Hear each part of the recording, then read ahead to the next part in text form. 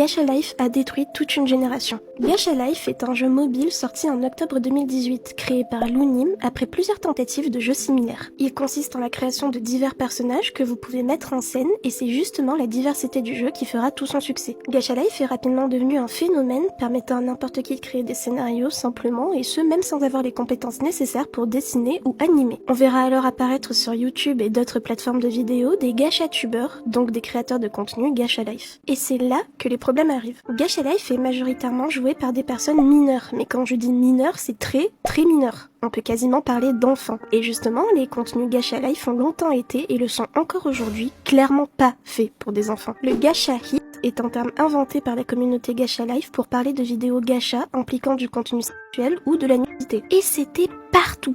Pour vous dire, c'était tellement partout qu'à une époque, simplement marqué G dans la barre de recherche YouTube, vous proposez immédiatement le terme Gacha Hit. En plus de ça, beaucoup d'enfants témoignaient d'énormes traumatismes via Gacha Life. Et dans un sens, avoir un moyen de parler de ses soucis quelque part, c'était une bonne chose. Mais chez d'autres, ça a créé une sorte d'accoutumance à ce genre de contenu. Beaucoup d'enfants, entre 11 et 13 ans, ne consommaient que des vidéos tristes, impliquant des descriptions graphiques d'abus, finissant par leur laisser d'énormes séquelles mentales. Aujourd'hui, la plupart des gens se concentrent sur les personnes très talentueuses de la communauté, car il y en a des tonnes. Mais encore en ce moment, simplement taper Gacha Life dans la barre de recherche TikTok, ça donne la migraine, que ce soit ironique ou non. Gacha Life a été une si grosse partie de la jeunesse de tellement de personnes de cette génération qu'un simple TikTok ne suffirait pas à parler de tous les dramas autour. C'est dommage qu'une application prônant la créativité soit rapidement devenue le moyen pour beaucoup de faire des choses beaucoup plus sombres.